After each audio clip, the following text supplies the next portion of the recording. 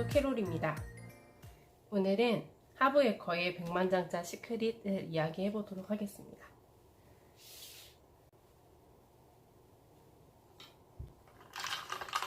이제 조금 날씨가 더워지는 것 같아요. 그래서 저는 집에서 이렇게 매실 엑기스에 매실 에이드를 한번 만들어서 같이 먹으면서 해보도록 하겠습니다. 이 책은 이전에 한번 읽었고요. 한 지금 3번째 정도 읽고 있는 것 같아요. 그래서 중요한 부분들을 제가 찾아서 노트를 하고 그 노트만 들고 다니면서 꽤 여러 번 반복해서 봤고요.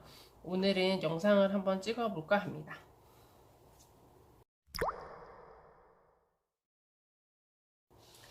이 하브에커라는 사람의 이력이 굉장히 재미있어요.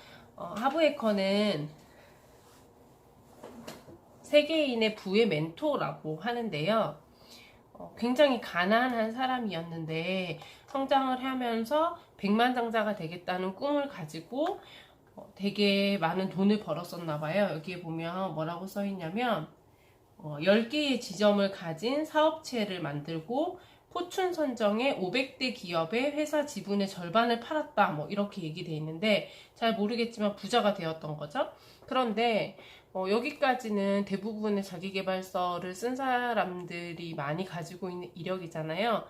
그런데 하브에커는 2년이 못 가서 다시 빈털터리가 되었다고 합니다.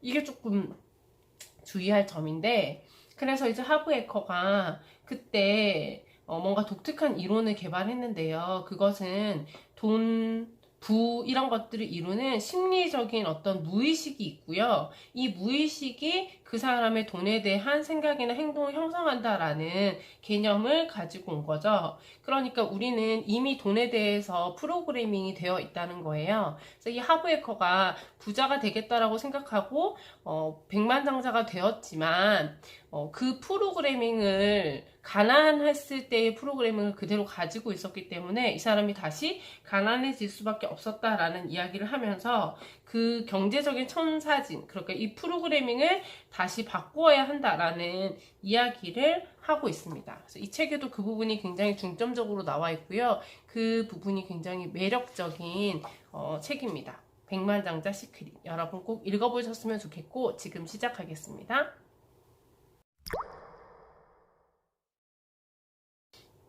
이 책에서 이 하브에커가 부자가 되고 싶은데 막 돈이 잘 안 벌려서 굉장히 본인이 실패할까가 두렵고 또 모조리 다 잃게 될까봐 두려웠던 그 시기에 아는 아저씨, 그러니까 뭐 이렇게 아빠의 아는 분이겠죠? 그런 아저씨가 자기를 이제 만나러 와서 이런 이야기를 했다고 합니다.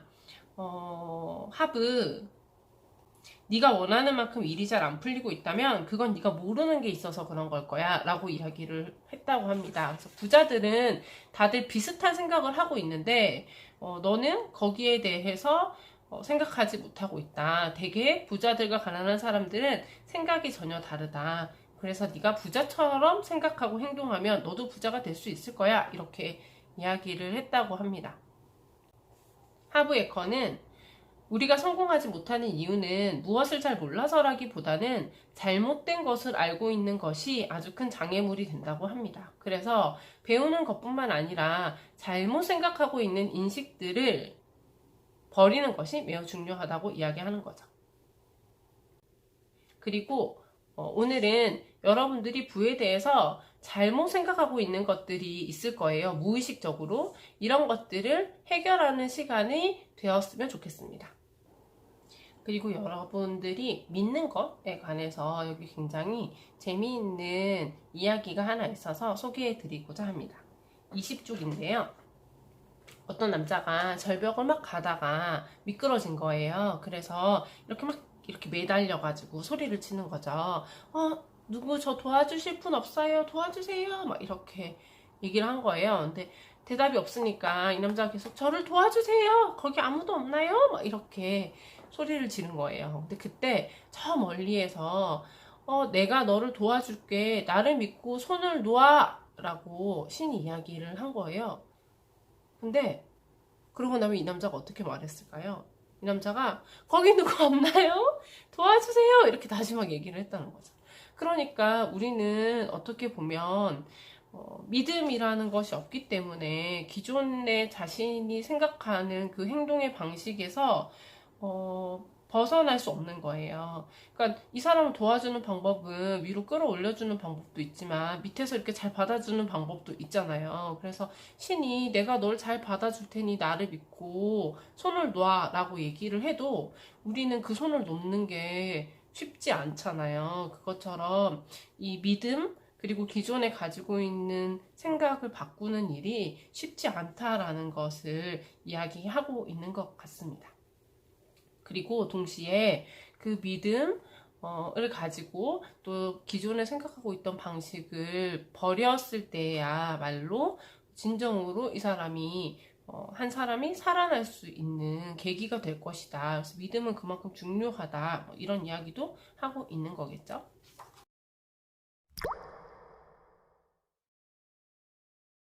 하브에커의 백만장자 시크릿은 일부는 생각이 미래의 부를 결정한다 라고 해서 과거의 자신의 삶에 비추어서 무의식이 돈에 대해서 어떻게 프로그래밍 되어 있는가에 관한 이야기를 하는 거고요.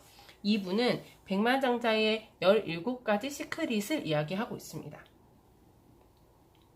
저는 1부를 간단하게 설명드리고 나서 오늘 2부의 17가지 시크릿을 3가지로 잘 정리해서 설명해 드리려고 합니다.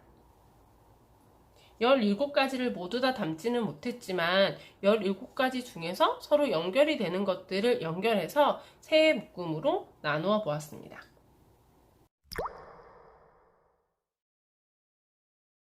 자, 그러면 1부부터 시작해 보겠습니다. 작가는 우리가 사는 세계는 하나의 영역으로만 이루어져 있지 않고 육체, 그리고 정신, 감정, 영혼 이런 것들이 모두 함께 이루어져 있는 거라고 합니다. 그런데 우리는 계속 이 물리적인 세계인 피지컬, 육체, 이 물리적인 세계를 바꾸면 모든 것들이 다 바뀔 수 있다고 생각을 하는데 실제로는 이 나머지 정신과 감정들을 바꾸어야만 삶이 바뀐다고 이야기하고 있습니다.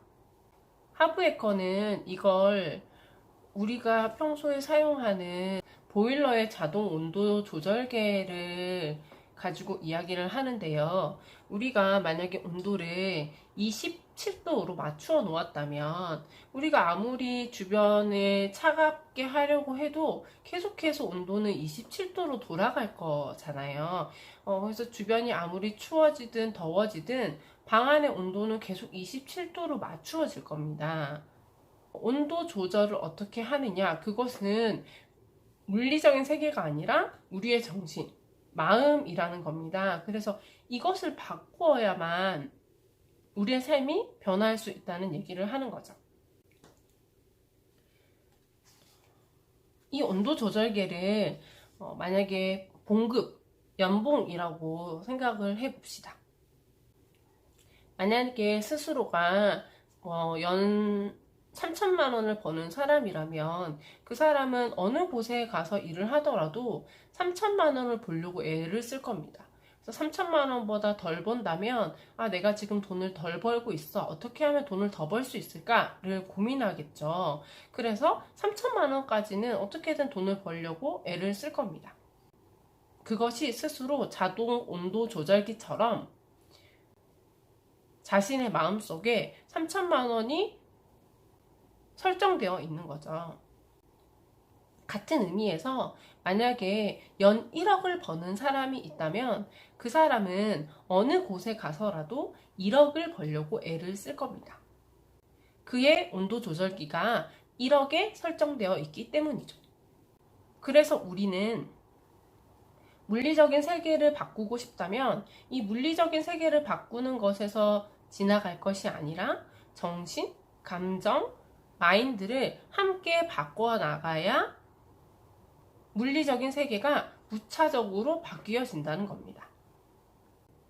그런데 이 정신과 감정은 우리를 지배하고 있는데 바로 과거의 것들이 우리에게 이러한 무의식적인 감정과 정서를 만들어 주었다는 거죠. 어린 시절에 어떤 말을 듣고 자랐는지, 혹은 누구를 보고 자랐는지, 혹은 어떤 경험을 했는지에 따라서 돈에 대한 감정, 정신 등이 다르게 표출될 수 있다는 겁니다.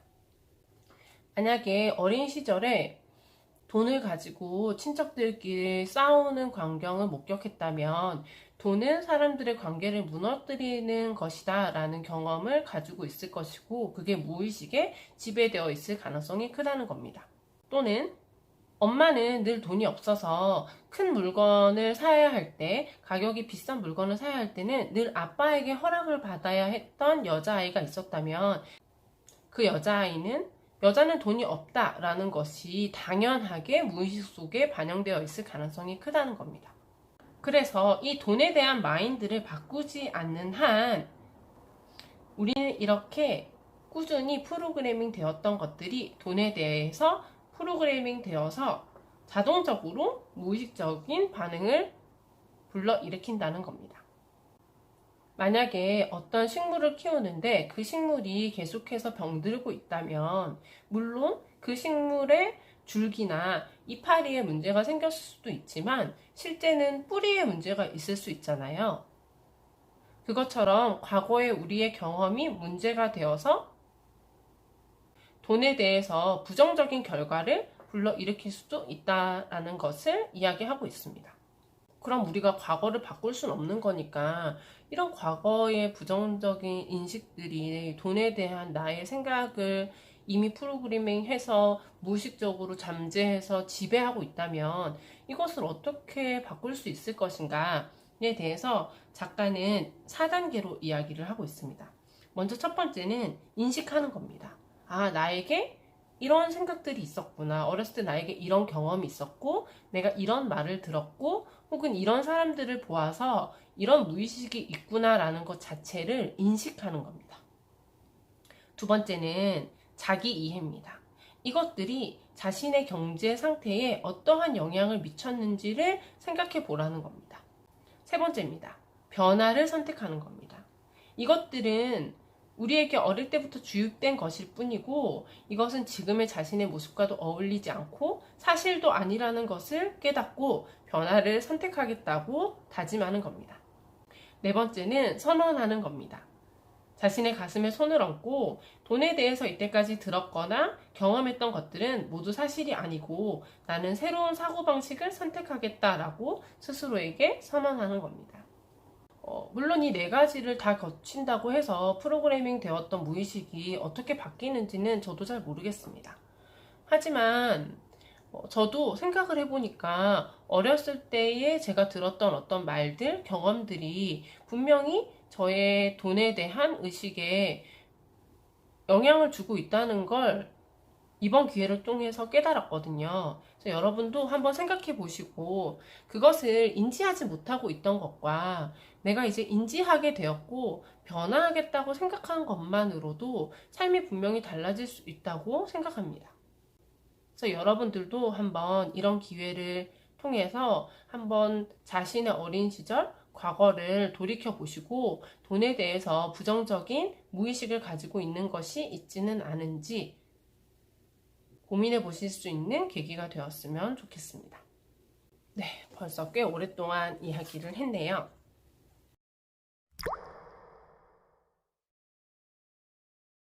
네, 2부를 시작해 보도록 하겠습니다. 2부의 첫 번째 이야기입니다. 내 인생의 부는 내가 만든다입니다. 여기서 이런 얘기가 좀 나왔었거든요. 피해자처럼 굴지 마라 라는 이야기가 있었습니다. 피해자처럼 군다. 낯선 것 같지만 우리는 늘 피해자 코스프레를 하고 있을 때가 많아요. 사람들끼리 굉장히 여러 명이 모여 있으면 내가 얼마나 고통을 당하고 있고 내가 얼마나 힘든지, 괴로운지를 서로 이야기하잖아요. 그러면 대부분 이렇게 돼요. 한 명이 먼저 자신의 괴로움에 대해서 막 이야기를 하면 옆에 있는 친구가 들어주잖아요. 들어주는 이유는 단 하나예요. 좀 이따가 내가 얼마나 더 고통스러운지를 이야기하고 싶은 거죠. 그래서 두 번째 친구가 또 자신은 이렇게 더 고통스럽다라고 얘기하면 세 번째 친구가 또 이렇게 얘기해요. 그 고통쯤은 말도 아니다. 내 고통을 한번 들어봐라. 이렇게 해서 서로가 자신의 고통이 더 심각하고 해결되기 어려운 것임을 이야기하는 곳에 시간을 굉장히 많이 쏟아요.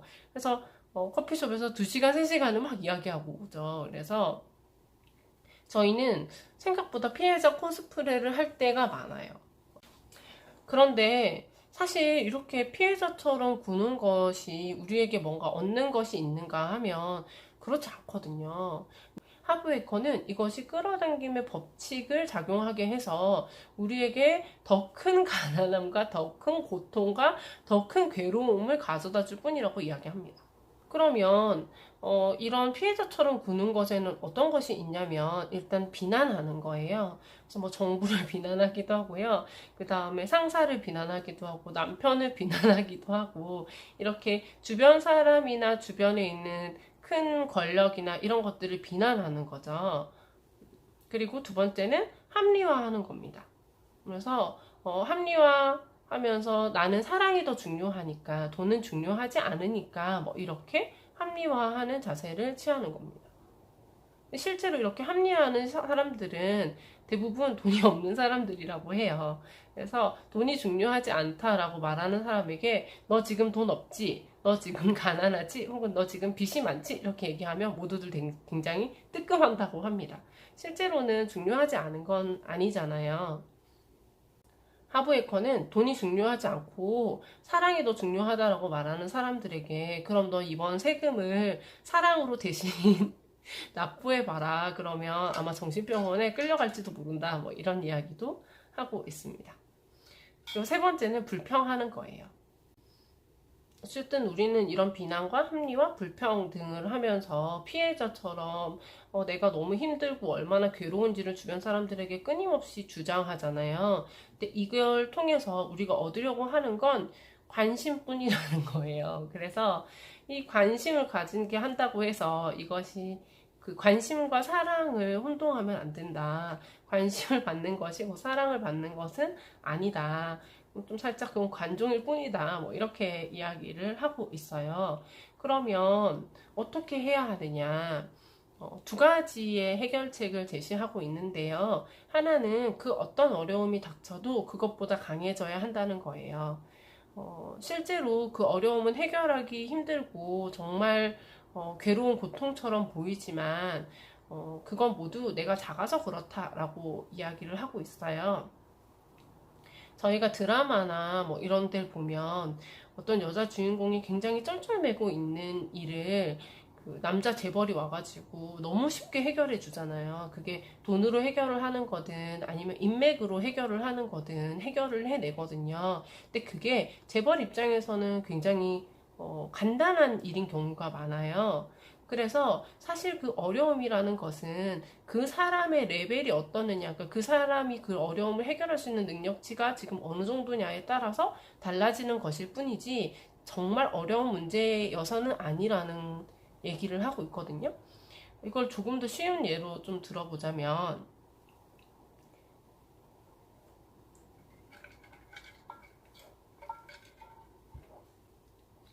저희가 유치원 다닐 때는 운동화 끈을 매는 게 굉장히 어려운 일이었잖아요. 그래서 주변 사람에게 부탁하지 않으면 절대 혼자는 해결할 수 없는 그런 일이었지만 사실 지금 나이가 어느 정도 들고 나면 신발끈 묶는 거는 쉽게 할 수 있는 그런 일이잖아요. 주변 사람에게 부탁할 필요도 없고 불평을 할 필요도 없고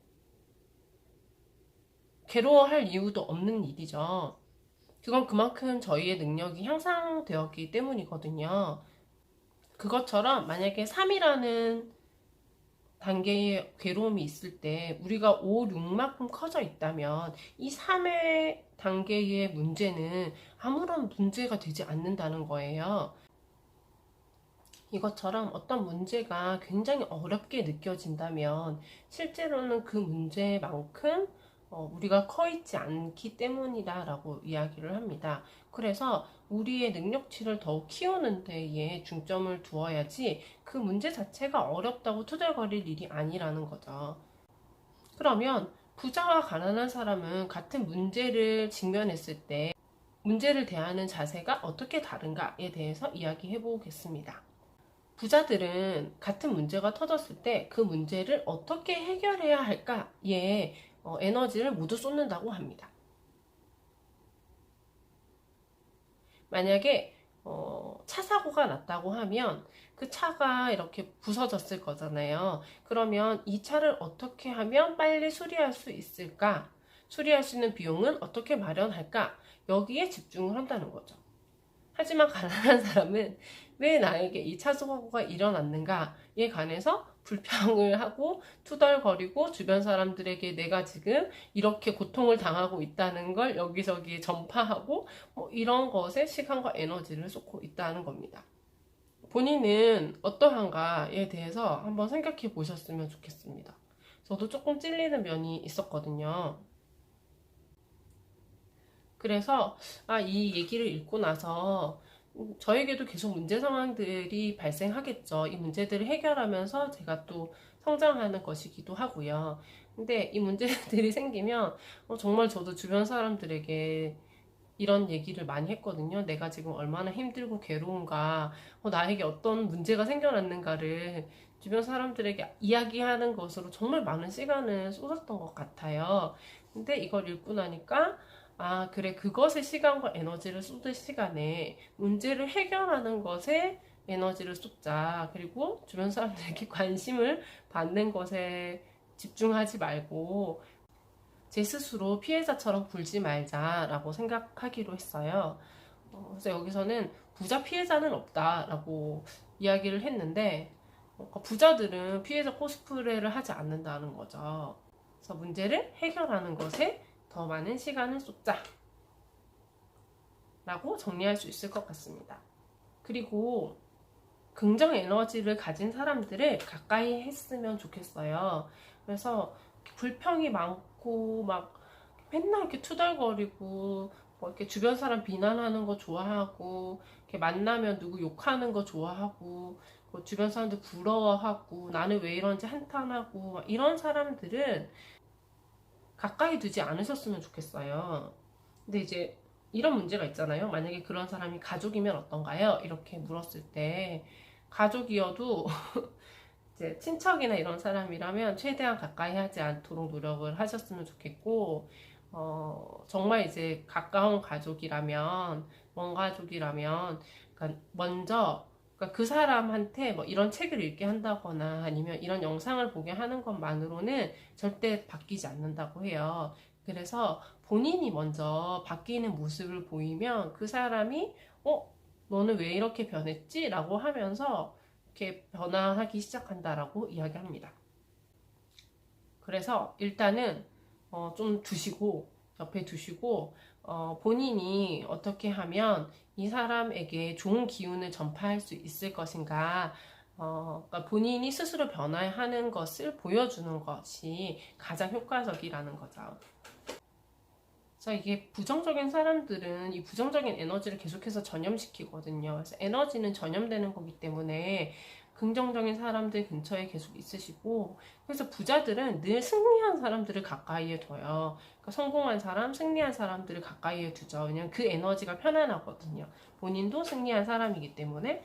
근데 가난한 사람들은 실패자들을 늘 가까이에 둔대요. 그래야 그래 나만 실패한 게 아니구나. 너도 실패했구나. 그래서 굉장히 편안해지는 거죠. 그래서 주변에 승리한 사람, 성공한 사람 긍정적인 에너지를 가지고 있는 사람들을 가까이 하시고 또 그런 사람들을 축복하셨으면 좋겠어요.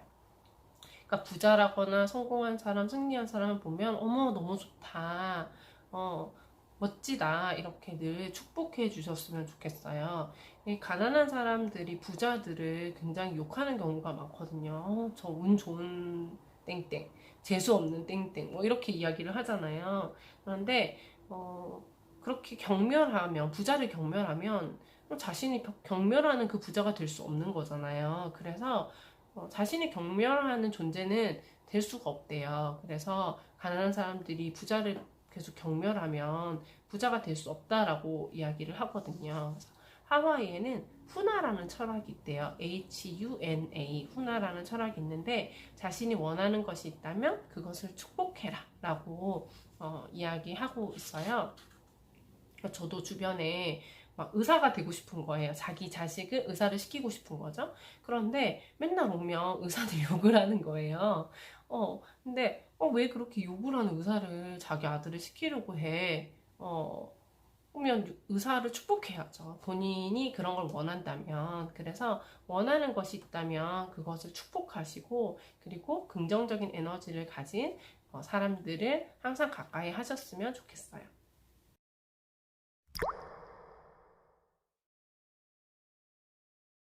네, 2부 두 번째 이야기를 해보겠습니다.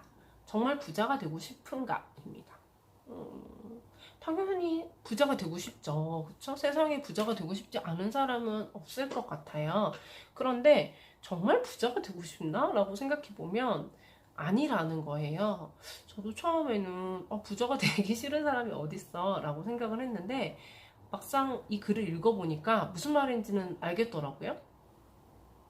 이게 사람들이 부자가 되고 싶다고는 하지만 그냥 자신이 편안한 정도, 그러니까 뭐 아파트가 있고 그 다음에 좋은 차가 있고 그러면서 빚이 없는 정도의 삶을 원하지, 사실 정말 부자를 원하는 사람은 잘 없는 것 같아요. 그리고 이런 생각도 하는 거예요. 부자가 되면 막 안 좋은 일이 생길 거야. 인간관계도 무너지고, 또 집에 강도가 든다거나 되게 골치 아픈 일이 생겨나고, 아이가 유괴될 수도 있어, 뭐 이런 생각들도 하신다는 거죠. 하지만 실제로 돈은 지금의 여러분의 모습을 더욱더 심화시켜 줄 뿐이에요. 예를 들어서 옷을 사는 걸 좋아하는 사람이 있다고 해봐요. 그럼 그 사람이 돈을 많이 벌면 뭘 하겠어요? 옷을 더 많이 사겠죠. 근데 책을 사는 걸 좋아하는 사람이 있어요. 그럼 돈을 많이 벌면 뭘 하겠어요? 책을 더 사겠죠. 그리고 가전 제품이나 전자제품을 좋아하는 사람들이 있으면 돈을 많이 벌면 최신 전자제품이나 가전제품을 더 많이 살 거 아니에요. 여행을 좋아하는 사람이 있다면 돈을 많이 벌면 더 여행을 자주 다니겠죠. 그래서 돈은 지금의 본인의 모습을 더하게 할 뿐이다 라는 이야기를 하고 있어요. 그러면서 부자가 되려면 좀 큰 꿈을 꿔야 한다라고 이야기를 해요. 별을 향해 쏘면 달을 맞출 수 있다라는 이야기가 있대요. 그래서 큰 꿈을 가지면 조금이라도 이룰 수 있다는 거죠. 그런데 사람들은 대부분 큰 꿈을 꾸기보다는 작게 노는 것을 택한대요. 왜냐하면 실패하는 것이 두렵고, 만약에 크게 성공한다면 그게 더 두렵기 때문에, 그건 더 두렵기 때문에 그냥 작게 놀기로 마음을 먹는다는 거죠. 그래서 그냥 조금 큰 아파트에 뭐 좋은 차, 요 정도만 갖추면 되지, 더 많은 걸 바라면 욕심이야, 이렇게 생각을 한다는 거예요. 그래서 스스로 부자가 되고 싶다라는 확신 자체가 없는 거죠. 그러면 부자가 될 수 없는 거예요. 그래서 부자가 되고 싶다라고 이야기하는 건 사실은 아무것도 안 하면서 그냥 부자가 나에게 이렇게 툭 떨어졌으면, 로또에 걸리는 것처럼 나에게 툭 이렇게 부라는 게 떨어지면 받긴 하겠어, 뭐 요 정도의 생각밖에 안 되기 때문에 부자가 될 수 없다는 겁니다. 그러면 그것보다 조금 더 나은 방식은 부자가 되기로 했다, 난 부자가 되기로 했어 라고 결심을 하는 거고요. 그리고 그것보다 한 단계 더 나아가는 것은 나는 부자가 되기 위해서 헌신하겠어 라고 마음 먹는 거라고 해요. 헌신한다는 건요, 정말 행동하는 거예요. 그래서 사실 항상 하던 대로 하면 항상 가진 것만 가진다라는 말이 여기 있었거든요. 그래서 많은 가난한 사람들이 뭐 이제 부자가 될 수 있는 이런 프로그램이라거나 공부라거나 뭐 강연이라거나 이런 것들을 이야기하면 난 그런 거 필요 없어. 그리고 그런 시간도 없고 그럴 돈도 없어. 뭐 이렇게 이야기를 한다고 해요. 근데 부자들은 새로운 것 내가 하나만 거기서 배워도 의미가 있다. 그리고 한 가지만 개선되더라도 그것은 가치가 있다라고 판단을 한다는 거죠. 그래서 근데 우리에게 뭐 그런 돈 없어, 그런 시간 없어 이렇게 하지만 사실 그런 돈이나 그런 시간 언제 생겨요? 안 생겨요. 계속 있어도 안 생기잖아요. 그러니까 이건 그냥 핑계고 합리화일 뿐이에요. 어, 어떤 사람이 그 235쪽에 그런 얘기가 있었어요.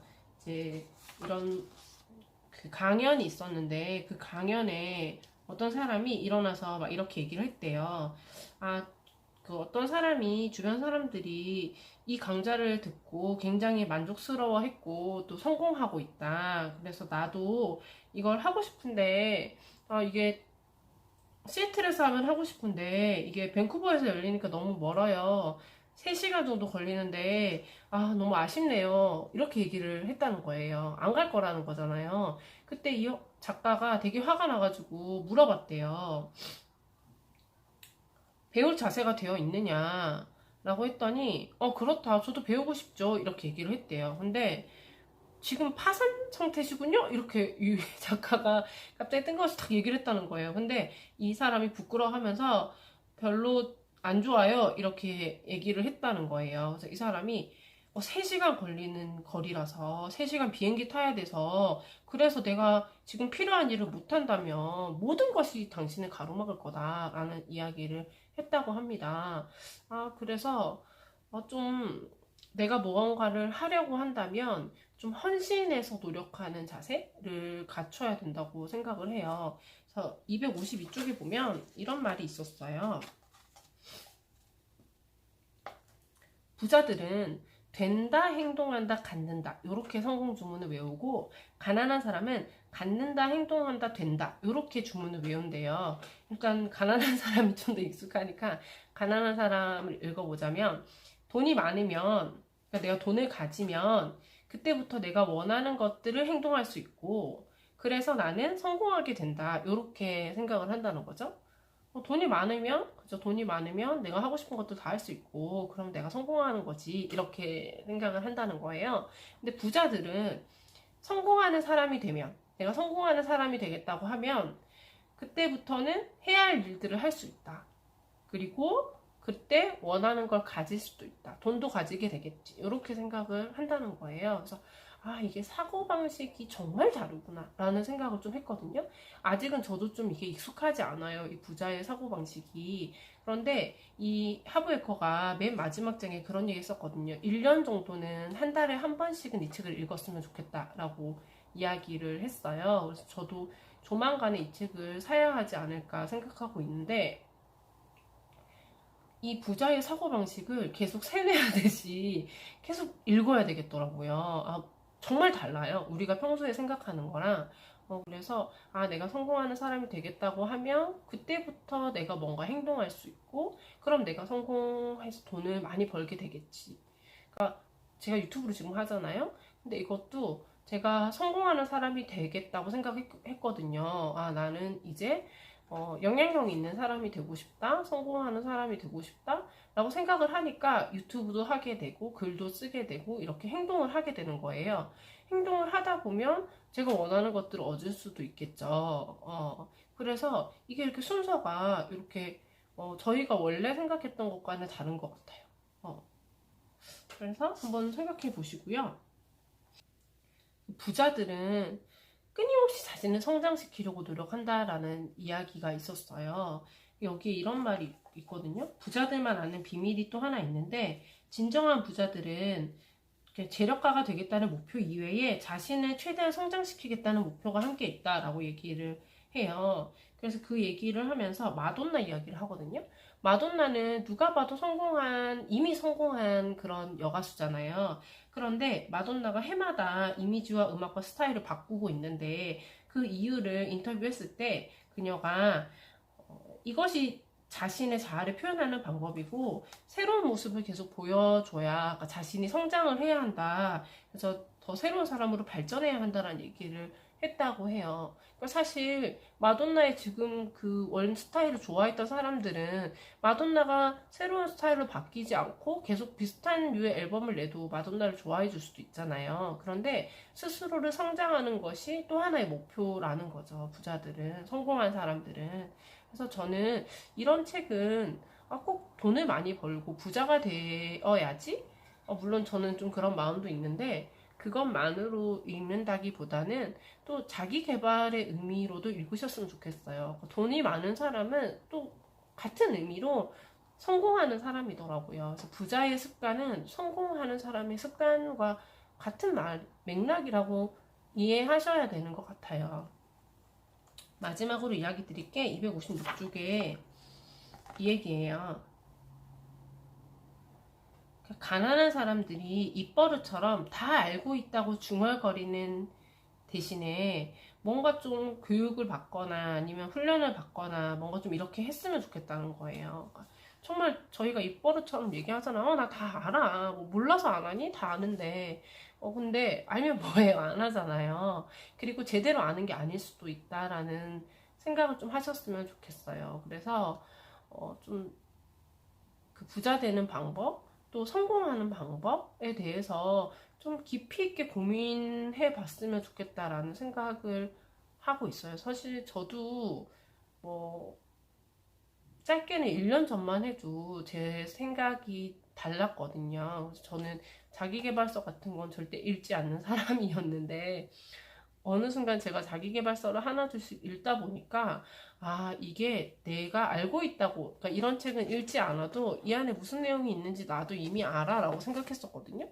뻔한 얘기지 이렇게 생각했는데 절대 뻔하지 않아요. 절대 뻔하지 않고 내가 정말 아무런 간절함이 없었구나, 아무런 계획도 없고 행동도 없었구나 라는 것을 좀 깨닫게 됐어요. 그래서 여러분도 정말 좀 이런 책을 읽어보셨으면 좋겠어요. 저는 세 번째 이야기로 넘어가겠습니다.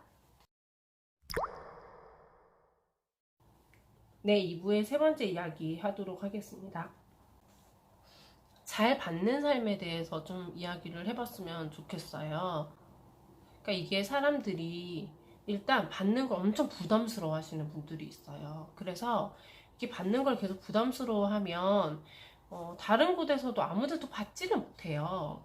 그래서 결론적으로는 부를 주려고 해도 그 부를 받지를 못해요. 받는 거 엄청 부담스러워하고 불편해하고 이런 분들이 있거든요. 이런 분들의 이유 중에 하나가 받는 것보다 주는 게 낫다고 생각을 하시는 것 같아요. 나는 주는 게 편해요. 뭐 이렇게 얘기를 하시거든요. 근데 저는 둘 다 중요해요 라고 말했으면 좋겠어요. 그러니까 받는 것, 주는 건 못지않게 받는 것도 중요하다고 생각하셨으면 좋겠고, 그 받는 거를 불편해하는 사람들 중에서 스스로 가치 있다고 생각하지 않으시는 분들도 많은 것 같아요.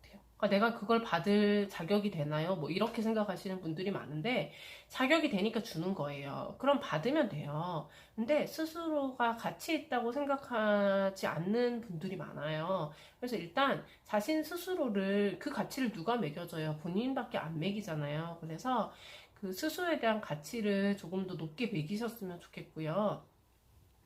그런 분들이 뭐 주는 게 편해요 라고 얘기를 하는데 주는 게 기쁘다는 거잖아요. 그러면 상대들도 주는 기쁨을 얻을 수 있도록 해주셔야 되는 거예요. 왜 남의 주는 기쁨을 빼앗아요? 그래서 남은 기분 좋게 주는 기쁨으로 줬는데 내가 난 받기 싫어요 라고 거절을 하면 그 상대가 굉장히 서운하죠. 그러니까 그 안에서 뭔가 부정적인 에너지가 돌아가는 거예요. 그래서 좀 기쁘게 받으셨으면 좋겠어요. 제가 예전에 이제 직장 생활 할 때, 지금도 하지만 이전에 다른 직장에 있을 때 제 동기가 저한테 이런 질문을 한 적이 있어요. 저랑 이제 저희가 있는 사무실 말고 다른 사무실에 뭐 이렇게 일이 있어서 잠깐 갔는데 그분들이 저한테 커피를 주시는 거예요. 근데 제가 커피를 그렇게 즐기질 않아요. 그래서 저희 사무실에 있을 때는 저는 커피를 안 마시는 사람으로 생각을 하거든요. 근데 이제 그분들이 커피하고 이렇게 먹을 과자랑 이런 걸 좀 주셨어요. 근데 제가 감사합니다 하고 그 커피를 받아서 나왔어요. 근데 그때 그 커피를 안 마시죠. 제가 안 마셔서 지나가다가 이제 아는 다른 사람을 만나서 이 커피 마실래? 하고 그 사람한테 줬어요. 근데 그 시간이 좀 지나고 나서 저희 동료가 저한테 물어보는 거예요. 너는 안 마시면 저는 커피를 안 마십니다 라고 얘기하면 되지, 왜 그거 받아다가 남을 주냐는 거예요. 근데 주는 사람은 정말 기분이 좋아서 주는 거잖아요. 주고 싶어서. 근데 거기서 노! 라고 이쪽에서 딱 거절을 하면 그 주려던 그 기쁜 마음이 부정적으로 바뀌어요. 그게 뭐 당장 저를 어떻게 해야 하고 이런 건 아니지만, 그러니까 거절당하는 기분이 들잖아요. 근데 그 자체가 굉장히 부정적이라는 거죠. 그래서 저희 부모님이 제가 직장 생활을 할 때 이 부분을 저한테 한번 얘기하신 적이 있거든요. 뭘 주면 필요하든 안 하든 기쁘게 받으라는 이야기를 하셨단 말이에요. 그래서 영국 왕실에도 그런 게 있대요. 영국 왕실에 뭐 여러 가지 규칙들이 있는데 그 중에 하나가 선물을 받으면 거절하지 말라는 규칙이 있대요. 무조건 필요하든, 나에게 지금 필요하든 안 하든 기쁘게 받으라는 거죠. 그게 선물을 주는 사람에 대한 예의라는 거예요. 그래서 가난한 사람들은 받지 않으려고 애를 쓰고요. 부자들은 기쁘게 감사하는 마음으로 받는다는 거예요. 그래서 좀 잘 받는 능력, 잘 받는 방법에 대해서도 좀 고민해 보셨으면 좋겠어요.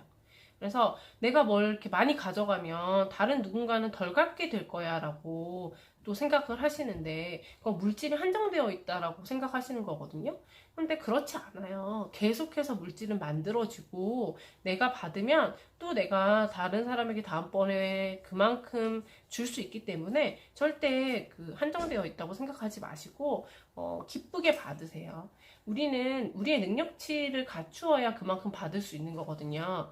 만약 예를 들어서 어떤 아이한테 아이스크림을 사주는데, 이 책에 있는 내용이에요. 207쪽에 아이스크림을 사줬는데 그 아이스크림이 이렇게 하나 이렇게 딱 올라가 있는 걸 사줬는데 애가 자빠지면서 그걸 딱 깨먹은 거예요. 근데 그 애가 다시 사달라고 해서 우리 다시 사줄 수 있잖아요. 슈퍼마켓에 다시 들어가는데 애가 3단짜리를 먹고 싶다고 하는 거예요. 사주시겠어요? 1단짜리도 깨먹는 애한테 3단짜리는 안 사주잖아요. 사줄 수가 없죠. 왜냐면 그게 그 아이가 그걸 받아서 그걸 먹을 수 있을 만큼의 능력이 되지 않는 거예요. 그래서 우리가 뭔가를 준다는 건 그 사람이 그만큼을 누릴 수 있는 자격, 능력이 되기 때문에 주는 거고요.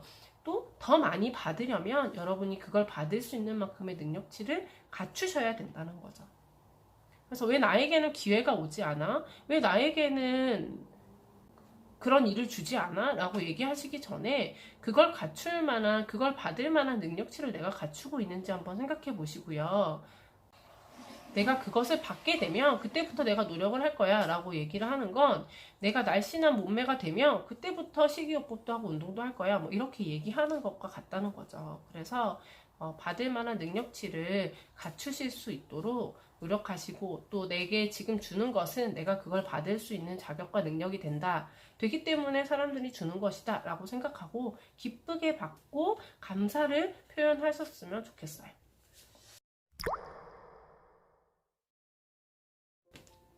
네, 오늘은 부를 끌어당기는 17가지 원칙을 알려주는 부자 매뉴얼 백만장자 시크릿을 이야기해 봤고요. 이 책 진짜 좋아요. 그래서 여러분 꼭 사서 읽어보셨으면 좋겠어요. 당신의 부자로 만들어줄 단 한 권의 책.